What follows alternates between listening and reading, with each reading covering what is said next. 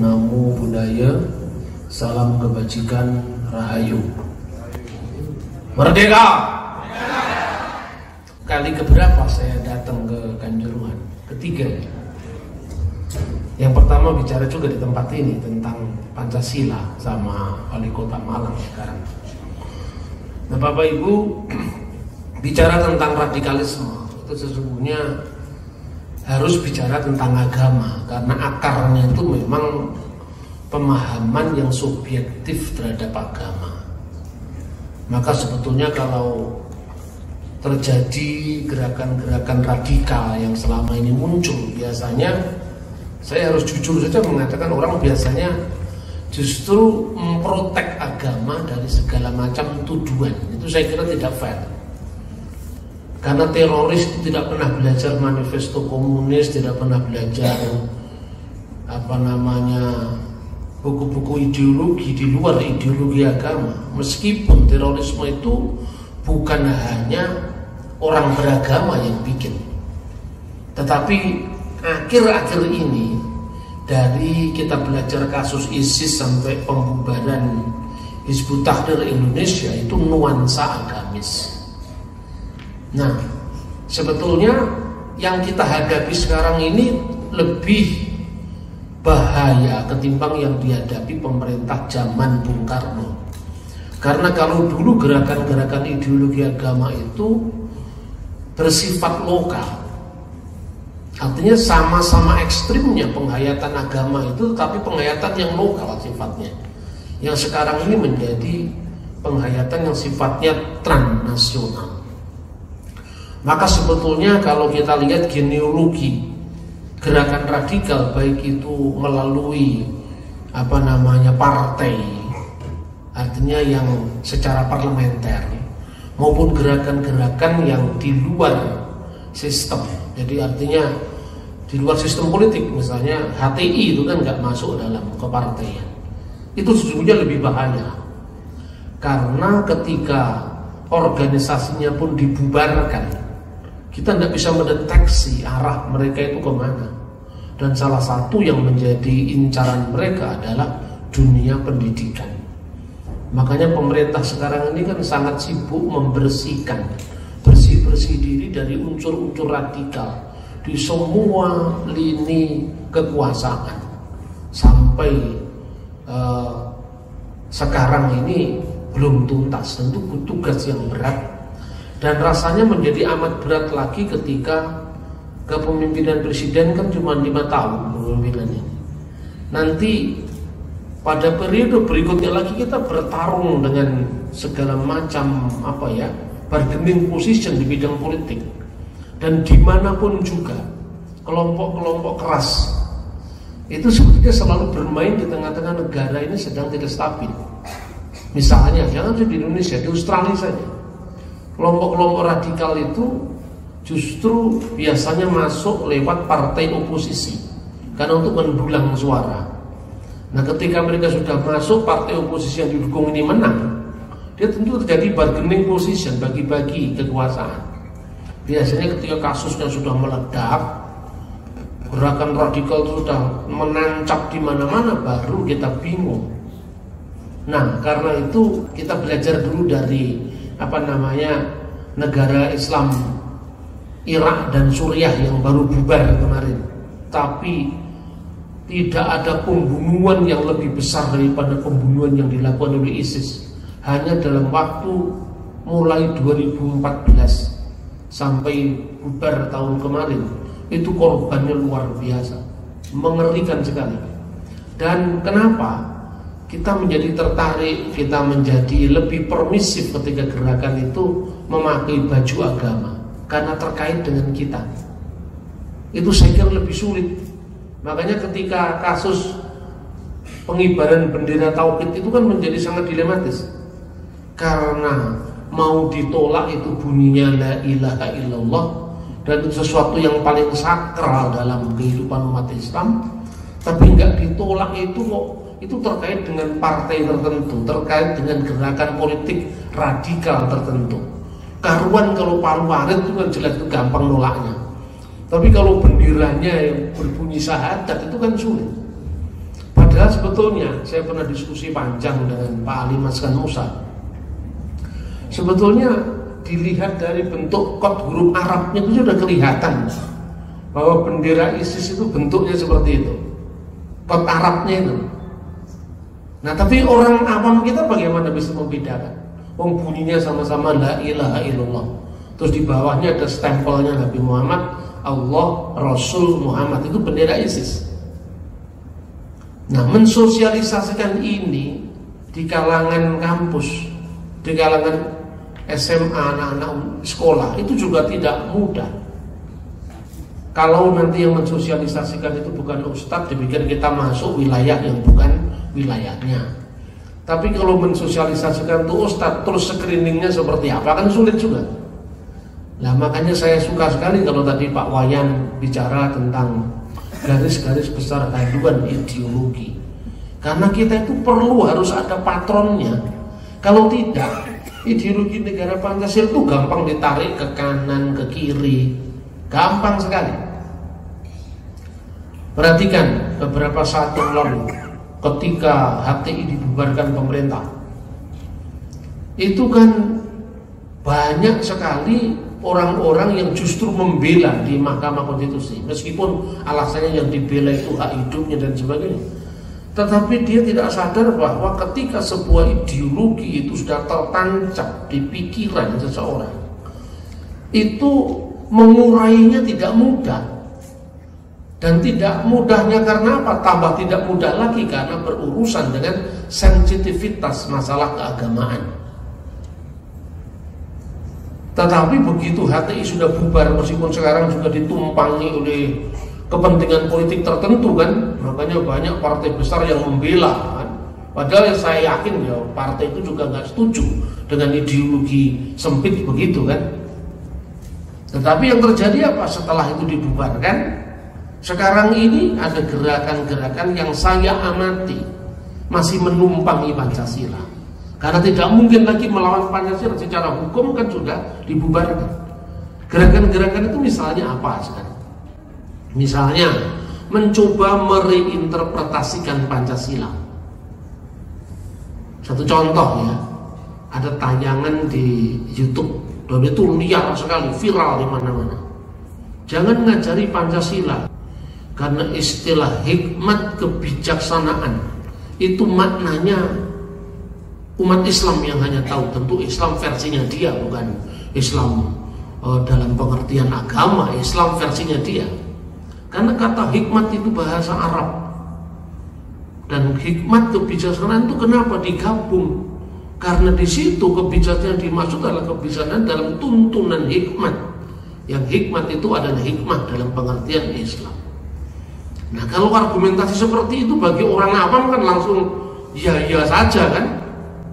Nah, pertanyaannya sekarang, ketika bahasa Indonesia menyerap bahasa Arab, menyerap bahasa Sanskerta, menyerap bahasa Latin, menyerap bahasa Yunani, apakah itu maknanya harus makna yang diberikan oleh bahasa semula? Kan ya tidak. Misalnya memang hikmat itu bahasa Arab, tapi Arab kan tidak identik dengan pengertian Islam semuanya. Di negara Arab tidak hanya ada orang Islam, bahkan sebelum zaman Islam ada orang-orang Kristen yang sudah berbahasa Arab 600 tahun sebelum kedatangan Islam. Bahasa Arab hikmah sendiri juga menyerap bahasa Ibrani yang lebih tua, yaitu hokmah. Kalau dikaitkan bahwa kebijaksanaan yang dimaksud dengan Pancasila itu adalah hikmat, kata wicaksana itu berasal dari agama Hindu. Kata bijaksana bahasa Indonesia itu kan berasal dari istilah Sanskrit wicaksana. Tapi Pak Wayan tidak pernah mengklaim itu miliknya orang Hindu. Enggak, itu bahasa Indonesia itu loh. Bener lah. Begitu juga kalau misalnya diurai satu persatu, itu kita jadi repot sendiri loh. Misalnya sekarang ada yang mengklaim bahwa yang esa itu hanya miliknya agama tertentu. Terus saya bilang, marilah kita belajar etimologi sekarang. Ketuhanan yang Maha Esa itu bahasa Arabnya mana? Tidak ada. Bahasa Yunaninya mana? Kalau Kristen bahasa Yunani atau bahasa Ibrani. Islam bahasa Arab mana? Arabnya nggak ada, Ibraninya satu pun nggak ada, Yunaninya satu pun nggak ada. Malah ada di situ bahasa Sanskerta, Maha. Makanya kan ada Maha Barat, Maha Pak Wayan yang berhak itu kan sebetulnya. Ketuhanan itu asli Indonesia itu. Tidak ada nama Arabnya, tidak ada nuansa Islamnya, tidak ada nuansa Kristennya. Esa. Lah esa itu bahasa Austronesia kuno. Asa, dua, telu, itu orang Dayak ngomong begitu, orang Rote ngomong begitu. Jadi tidak ada kaitannya dengan tafsir agama tertentu. Ketuhanan yang Maha Esa itu adalah sila yang memayungi semua keyakinan agama di Indonesia. Tidak menafsir menurut tauhid Islam, tidak menafsir menurut Brahman Widya Hindu, tidak menafsir menurut teologi Kristiani, tidak. Kalau Anda membaca teks-teks kuno, nah betulan banyak orang sejarah di sini ya. Sebetulnya sekarang ini baru rame-rame salam lintas agama, ya kan? Sebetulnya abad ke-8 Masehi ini Pramajapahit, naskah Sunda kuno, namanya Siska Kanda Engkarsian. Itu Hindu datang welcome, Buddha datang welcome, tetapi direfleksikan ulang dalam kebudayaan Nusantara. Karena berlaku prinsip desa mawa cara negara mawa tata, desa kala patra kata orang Bali. Jadi orang Hindu datang ke Indonesia pun ya bernuansa Nusantara, bukan bernuansa India. Orang Islam datang ke Indonesia mestinya juga bercita rasa Nusantara, bukan Arab. Kristennya pun jangan lebih Yahudi ketimbang orang Yahudi, kan itu kan semestinya. Maka kemudian dalam naskah Siska Kanda Engkarsian itu semua diberi salam. Ongkara nama Siwa yang jelas Hindu, sembah ring hulun sang panca tata gata jelas Buddha. Puncak dari permenungan itu secara filsafat ketuhanan muncul di buku Kakawin Sota Soma.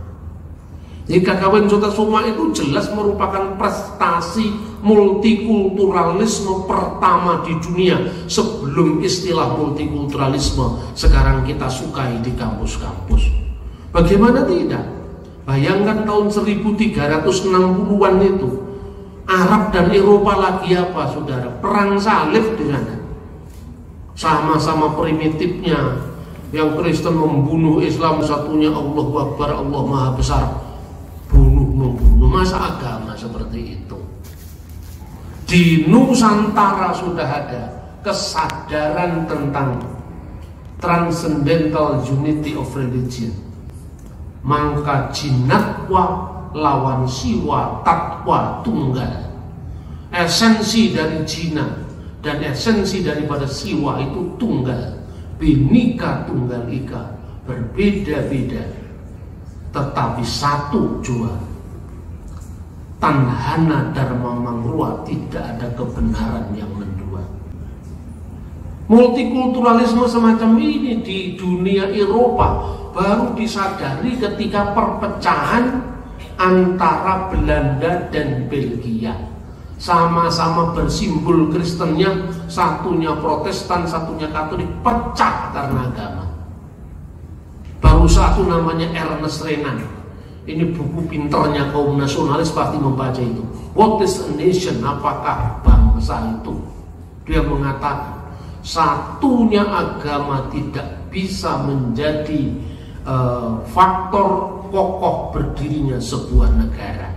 Setelah belajar perpecahan Belanda Belgia, ketika pendeta-pendeta Siwa Buddha mendukung Ken Arok,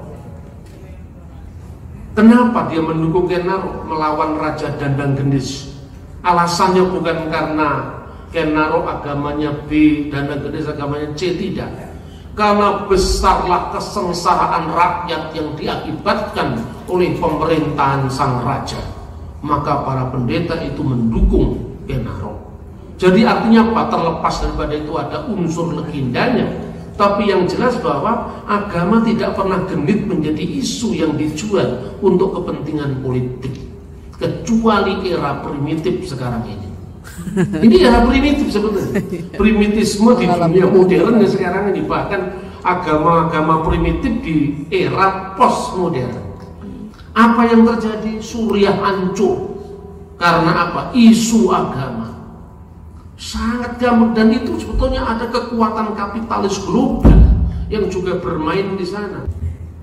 Lalu banyak orang mengatakan ISIS bentukan Zionis Inggris dan Amerika Serikat. Ya ada hubungan dengan kepentingan kapitalis itu memang iya, tapi nggak dibentuk langsung. Itu kan take and give tuh, sama-sama punya kepentingan. Maka berita ini dibantah oleh seorang politisi senior Jordania, yaitu At-Tamimi. ISIS bukan bentukan Amerika. Sekalipun Amerika berkepentingan dengan munculnya konflik-konflik di kawasan Timur Tengah. Karena apa berkepentingan? Bayangkan sekarang, Amerika ini aktor yang menjatuhkan Saddam Hussein zamannya Bush senior. Katanya Saddam Hussein membangun nuklir, sampai Irak itu hancur lebur jadi debu, tidak ada buktinya. Tapi anehnya, begitu Saddam sudah runtuh, yang diangkat ini adalah kelompok politik yang kebetulan aliran agamanya beda dengan Saddam. Dari dominasi kaum Sunni menjadi didominasi kaum Syiah, rame. Akhirnya dulu yang namanya Usama bin Laden, yang tidak lain dia itu adalah anak manisnya Amerika sebelum runtuhnya Uni Soviet. Nah, ini kan kepentingan kapitalis global dan kepentingan fundamentalisme agama bersekutu. Apa namanya Amerika maunya? Amerika mengalahkan musuh bebuyutannya yaitu komunis. Apa kepentingannya Usama bin Laden? Menjaga batas-batas kehormatan wilayah Islam. Klop ketemu taktis.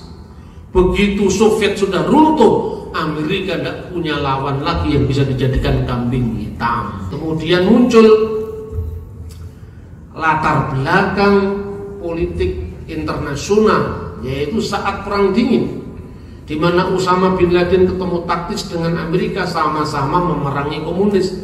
Tapi memeranginya komunis bagi Usama dan bagi Amerika itu lain. Satu, alasan ideologis, musuh politik ideologis. Bagi satunya, ya alasan agama. Tapi ketemu taktis, yang penting Soviet kalah. Begitu Soviet sudah kalah, apa yang terjadi? Anak macan itu sudah sebesar bapaknya.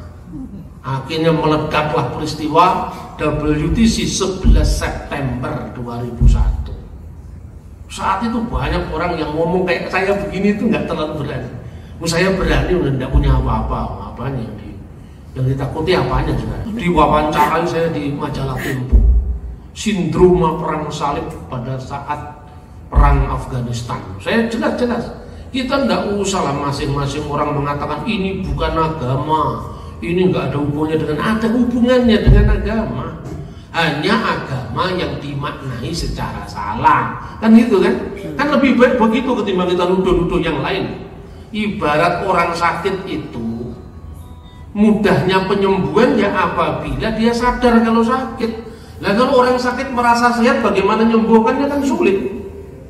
Ini sebetulnya dampak dari pemahaman keagamaan yang ekstrim dan runtuhnya rezim komunis, yaitu Uni Soviet. Maka anak macan itu sudah berani ngelawan bapaknya sendiri. Maka kemudian Amerika butuh cara baru, divide et impera, cara baru, yaitu menulis buku yang terkenal sekali sebagai corongnya kepentingan kapitalis, yaitu buku dari Samuel P. Huntington yang berjudul The Clash of Civilization. Terjemahan bahasa Arabnya beredar di Kairo, Sadamul Hadarat, benturan peradaban. Nah, dia itu punya teorinya rasis sekali. Pasca Perang Dingin, musuhnya dunia Barat itu adalah Islam. Gitu. Ini sebetulnya gantinya komunis untuk bisa Amerika itu tetap bisa jadi pengatur lalu lintasnya dunia. Nah, justru karena munculnya divide impera gaya baru ini, muncul kelompok-kelompok fundamentalisme agama yang seolah-olah memang dipancing untuk keluar, ditanggapi dengan yang namanya gerakan Al-Qaeda. Setelah Al-Qaeda, kemudian kepalanya Al-Qaeda cabangnya Baghdad, Abu Bakar al-Baghdadi mendirikan ISIS. Sebab kalau Al-Qaeda itu tidak dalam bentuk negara, tetapi ISIS sudah dalam bentuk negara, mendirikan negara di wilayah teritorinya negara yang sudah ada, yaitu Irak dan Syria. Kenapa? Karena Syria sudah hancur, Irak sudah hancur. Maka sekarang pasca ISIS ini bubar, kemana arahnya mereka? Salah satunya Indonesia, negara kepulauan yang sangat rawan. Kalau dia tidak bisa ngurus visa lewat bandara, pesawat terbang, ya Indonesia kan negara kepulauan, maka diperlukan militer yang kuat, angkatan laut yang kuat. Kalau tidak, sangat mudah mereka masuk Mindanao, Filipina Selatan, atau dari Thailand Selatan, karena laut kita nggak terjaga. Dan pada saat pemerintahan Pak SBY ini minta maaf, tidak ada dusta di antara kita. Itu pendekatan yang namanya pendekatan keamanan, itu membuat dia harus tidak boleh ada musuh, zero enemy. Yang penting 5 tahun aman, 5 tahun aman. Akibatnya apa? Kongres Internasional Khilafah bisa dilaksanakan 2 kali di Indonesia, disiarkan oleh TVRI, bayangkan. Ini luar biasa. Waktu itu saya tidak bisa melawan bersama teman-teman. Kita cuma ada gerakan Pancasila kembali. Saya diwawancari lewat SCTV. Saya bicara Pancasila mulai dilupakan. Muncul kemudian MPR bikin 4 pilar, itu saya salah seorang narasumbernya. Ini apa? Memang harus ada gerakan-gerakan yang tidak normal ketika negara ini tidak normal. Tapi puji syukur sekarang sudah mulai normal lagi. Terus saya dipanggil lagi sama Pak Wayan, sahabat penderitaan. Dia selalu ngomong seiman dengan saya. Saya juga merasa seiman dengan beliau, tapi lain agama. Belajar dari kasus ini, maka kita mesti hati-hati dengan kita ya. Yang namanya ISIS itu bisa sangat kuat bercokol di Suriah karena apa? Karena banyaknya ormas-ormas keagamaan, banyak faksi-faksi politik, garis keras agama, yang satu sama lain itu juga agendanya masing-masing beda. Coba duduk saja, ormas A, ormas B, ormas C, nanti kan rebutan. Artinya apa? Agama itu dijadikan kedok.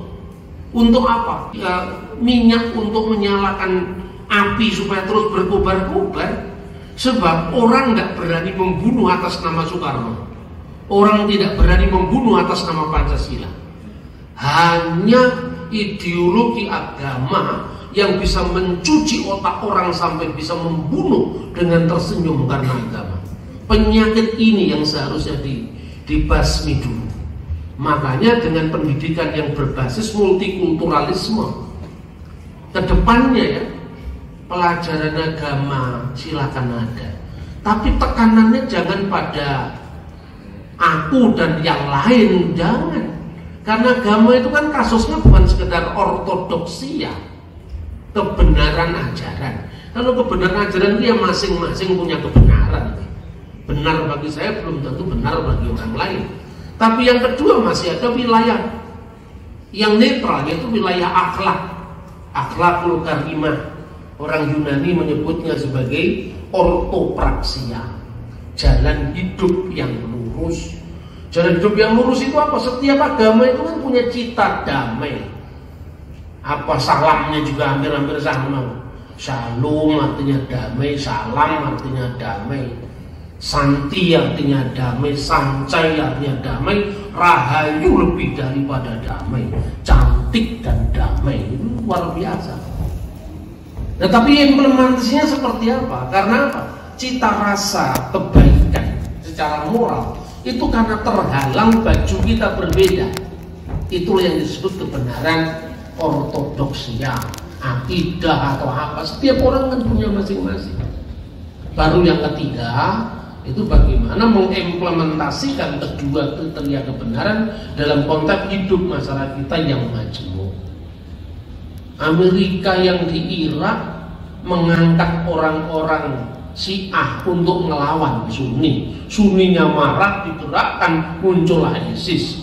Sebaliknya di Syria justru Amerika pro Syiah untuk melawan Sunni. Ini kalau nggak logika kepentingan kapitalisme nggak mungkin ada.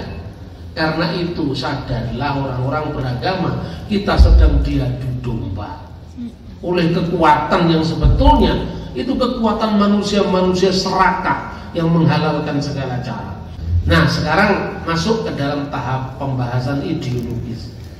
Khilafah itu sistem, khalifah itu pemimpin.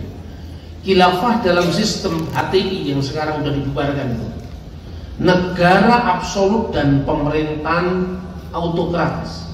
Pendukung khilafah suka mengutip dan mengulang-ulang misalnya kisah toleransi Sayyidina Umar bin Khattab ketika menjamin orang-orang Kristiani di Yerusalem, di Mesir, ya, terhadap hak-hak kaum minoritas. Itu baik, tetapi harus dilihat Sayyidina Umar itu orang yang sangat adil, sampai-sampai ketika dia menaklukkan kota Yerusalem, patriark gereja ortodoks namanya Sophronius itu memberikan kunci kota Yerusalem kepada beliau. Tiba waktu sholat, sang Amirul Mukminin itu dipersilakan sholat ke dalam gereja, tetapi beliau tidak mau. Nanti kalau saya sholat di sini, orang-orang para prajurit saya, tentara saya itu nganggep kalau tempat ini pernah dibuat sholat oleh Sayyidina Umar, punya nilai historis, nanti gerejamu dirampas. Tunjukkanlah tempat di mana dulu Nabi Daud dan Nabi Sulaiman membangun masjid. Ditunjukkan lokasi Haram Asy-Syarif atau Masjidil Aqsa itu, yang waktu itu masih berupa reruntuhan. Kan gitu kan? Tetapi ketika Khalifah Al-Hakim, tidak satu pun gereja dibiarkan berdiri semua rata menjadi tanah, hanya karena provokasi agama selama kira-kira 3 malam saja. Itu tahun 1000, zamannya dinasti Fatimiyah. Tidak ada satu rumah ibadah non muslim yang berdiri di kota suci Yerusalem dan sekitarnya. Nah, kadang-kadang logika kaum fundamentalis itu milah-milah, ini yang cocok diambil, tidak cocok dibuang, terus membayangkan citra ideal itu cuma ada di agamanya, tidak ada pada agama orang lain. Marilah kita belajar jujur. Brengsek itu adalah brengsek sekalipun itu ada terjadi di agama kita. Mutiara tetap mutiara itu sekalipun terjadi di agama lain. Lah kalau kita sudah tidak mau jujur dengan ini, terus agama itu ngajarin apa lagi? Kan itu kan. Agama itu supaya orang menjadi baik. Masa kok jadi malah ekstrim, malah kejem, ya itu ada something wrong dengan agama kita masing-masing. Maka kalau di zaman Bung Karno, Pancasila itu lahir di tengah-tengah perang dingin antara kapitalisme dan kolonialisme. Kolonialisme itu adalah kampionnya adalah Amerika Serikat dan komunisme Uni Soviet. Dunia waktu itu mengkutub Pancasila muncul di tengah-tengah itu sebagai hawker of tracking dari Declaration of Independence of America dan Manifesto Komunis. Pancasila itu di atas deklarasi kemerdekaan Amerika. Itu saripatinya Pancasila yang harus diterjemahkan sekarang. Bukan saudara ngutak-atik istilah kebijaksanaan, istilah Maha Esa, bukan itu. Tapi bagaimana implementasinya secara hukum, secara budaya. Kalau kita belajar agama, yang ditekankan adalah multikulturalisme. Bagaimana hormat dan sikap respek kita terhadap perbedaan. Kan seperti itu. Tapi kalau sekarang ini boleh dikatakan dengan era sekarang ini yang namanya kapitalisme kolonialisme itu sudah berganti baju. Neokolonialisme kapitalisme. Yang sekarang ini, kalau dulu kapitalisme beranak kolonialisme karena membutuhkan koloni-koloni di negeri jajahan. maka imperialisme menguasai yang dijajah. Sekarang tidak perlu harus pergi ke daerah-daerah tentu membangun koloni, cukup mengganti undang-undangnya saja supaya ramah terhadap kapitalisme. Maka ketika Soeharto menjadi presiden, undang-undang yang pertama diterbitkan undang-undang penanaman modal asing, karena incarannya Papua. Kan yang terjadi dan membalik begini kan tidak mudah seperti membalik telapak tangan. Lebih-lebih dengan munculnya gerakan ideologi transnasional, ini benar-benar harus kita sikapi. Kemudian sistem yang dilakukan, saya yakin betul bahwa sistem yang terbaik hanya Pancasila, tidak ada yang lain. Karena di negara-negara yang posisinya berdasarkan agama itu tergantung sultannya. Kalau sultannya tasamuh, sultannya toleran, ya hasilnya baik, Sayyidina Umar. Tapi begitu sultannya atau rajanya gila kayak Khalifah Hakim, nah sekarang yang menjamin siapa? Tidak ada equality before the law, tidak ada kesamaan di bidang hukum. Karena kalau menjadi negara agama, agama penguasa harus mendominasi agama rakyat yang tidak resmi. Itu yang terjadi. Makanya perhatikan hilangnya Bhinneka Tunggal Ika dalam bina negara setelah Majapahit. Orang Jawa sendiri itu dalam kenangan lokalnya akan kejayaan Nusantara kedua itu menyebut sirna ilang tertaning bumi. Sirna itu hilang, sirna hilangnya hilang, tertaning bumi, yaitu kesejahteraan di dunia.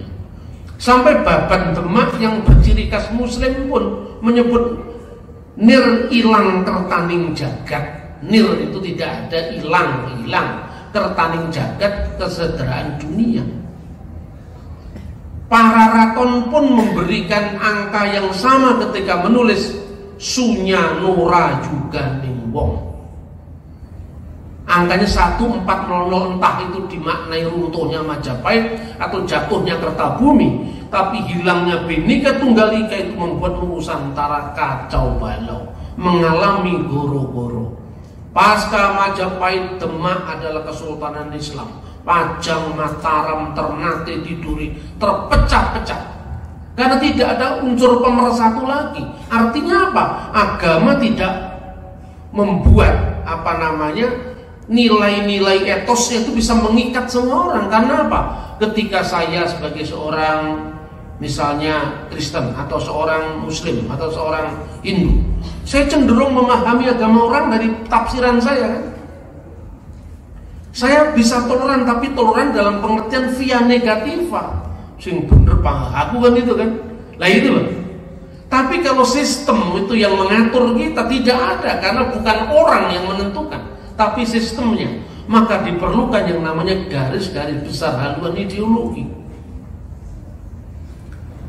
Sebaik-baik sistem teokrasi yang ditawarkan selalu mengandung kelemahan, karena klaim kebenaran agama penguasa mensubordinasikan agama-agama lain di bawah agama penguasa, sehingga kedudukan warga negara tidak setara. Perhatikan, ketika Declaration of Human Rights, Universal Declaration of Human Rights tahun 1948, kenapa Arab Saudi menolak deklarasi itu? Kenapa Iran menolak deklarasi itu? Tapi negara-negara lain kayak India yang lain tidak keberatan. Indonesia tidak keberatan karena apa? Karena tafsir agama mendominasi tafsir kebangsaan. Karena di pasal 18 Deklarasi Umum Bangsa-Bangsa itu disebutkan kebebasan beragama juga kebebasan untuk memilih agama dan berpindah agama. Ini dianggap tidak cocok dengan tafsiran kelompok-kelompok fundamentalis. Saya ngomong begini jujur, sejujur-jujurnya saya. Ketika orang mengatakan ini isu kristenisasi, ini isu islamisasi, ini isu hinduisasi, lah orang milih kan ya boleh-boleh saja. Kalau ngomong isu islamisasi, ya sebetulnya yang terjadi, Hindu juga dulunya Hindu mayoritas, kemudian ganti Islam. Nah sekarang ada orang-orang Kristen yang senting juga, punya gambaran-gambaran sifatnya sepihak. itu penyakit sosial kita yang sesungguhnya harus kita hadapi. Maka negara harus mengambil jarak dari agama. Bukan berarti negara tidak didasarkan atas agama, tidak. Didasarkan atas nilai-nilai ketuhanan semua agama. Makanya di dalam kakawin negara kertagama itu disebut Sri Parwata Raja Dewa, yang tidak lain bukan Siwa, bukan Buddha, tapi mengandung unsur Siwa, unsur Buddha, dan unsur-unsur lain karena ketuhanan itu sifatnya universal. Gitu. Tapi artinya bahwa setiap agama itu sejauh menyentuh aspek-aspek sosial, itu yang mengandung simbol-simbol sosial kan? Beduk kan nggak ada di Arab, nyatanya ada di sini. Nggak ada keberatan, sudah biasa. Ya kan? Baju koko, ini kan sebetulnya bukan baju Islam, itu baju Cina berkancing dua itu. Di sini disebut baju Muslim. Ya kan? Di negara Arab masih ada baju koko, nggak ada. Begitu juga orang Kristen di Barat pakai organ, piano, aslinya nggak ada. Begitu saya beragama secara Timur Tengah, dianggap saya agamanya tidak jelas. Wah, Kristen kok ada Kristen ortodok, loh itu aslinya kok malah dianggap gak jelas gimana? Itu aslinya ya memang yang ortodok itu. Kristen kok ngaji, Pak? Yang ngaji bukannya Kristen, Yahudi juga ngaji. Islam baru abad ke-7 itu budaya. Sebetulnya dalam konteks budaya masing-masing. Maka sebetulnya kalau mau menjadi seorang Islam, kata Bung Karno, jadilah orang Islam yang Indonesia. Kalau mau jadi orang Kristen, jangan jadi Yahudi, tidak perlu jadi Yahudi. Jadilah orang Kristen yang Indonesia. Seburuk-buruk sistem demokrasi, kelemahannya lebih terletak pada penegakannya.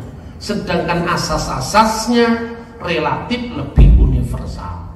Nah, khalifah dalam sistem khilafah HTI itu identik dengan negara.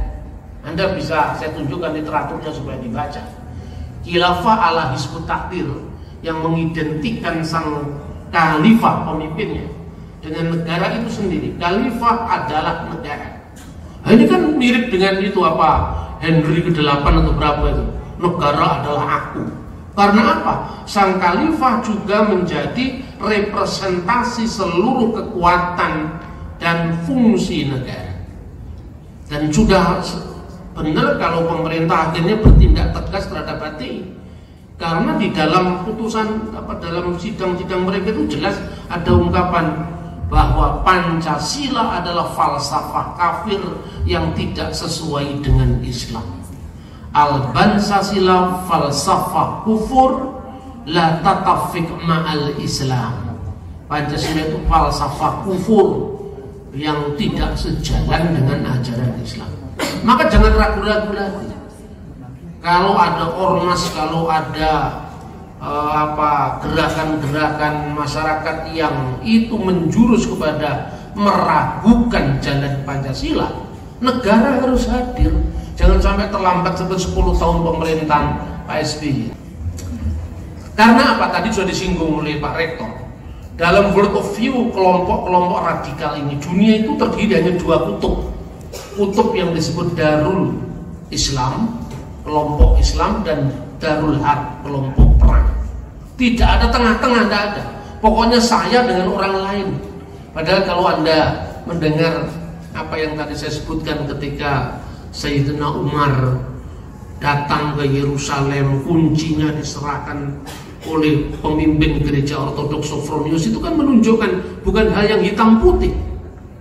Ketika Bapak Senuda, pemimpin gereja ortodoks tahun 2012 itu meninggal, yang menangisi bukan hanya orang Kristen karena sudah menjadi simbol daripada rakyat Mesir yang sebenarnya.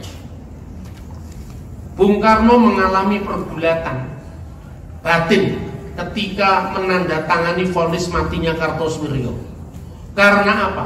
Sekalipun Kartosuwiryo itu jelas terbukti makar terhadap Pancasila, tapi jerih payahnya masih ada untuk negeri ini. Dia itu teman diskusinya Bung Karno sejak kecil, sama-sama diajar oleh Pak Cokro Aminoto. Sering dia berdebat ketika masih mahasiswa. Tapi begitu Kartosuryo menyatakan diri negara Islam Indonesia dan dia berani makar terhadap pemerintah, S. Parman itu datang menyodorkan surat yang harus ditandatangani Bung Karno. Kembalilah setelah maghrib. Bung Karno sempat membuang berkali-kali naskah itu. Karena apa? Dia harus berhadapan dengan sahabatnya sendiri. Begitu dia sembahyang maghrib, dia mendapatkan keteguhan kembali untuk bersikap mengutamakan negara bahkan di atas sahabatnya sendiri. Bismillah ditandatangani. Sebentar lagi Kartosuryo ditembak. Nah, masa kita mau menyerahkan negeri ini kepada orang yang sama sekali tidak pernah melakukan kristalisasi keringat atau berdarah-darah untuk kemerdekaan bangsa ini? Khalifahnya pun kita tidak kenal dia. Makanya hanya kalau otak sudah tercuci maka kita tidak cinta pada negeri ini. Tapi tidak ada alasan untuk kita tidak cinta di negeri yang sudah membesarkan kita, melahirkan kita, dan kita akan mati di tempat ini pula. Terima kasih. Wassalamualaikum warahmatullahi wabarakatuh.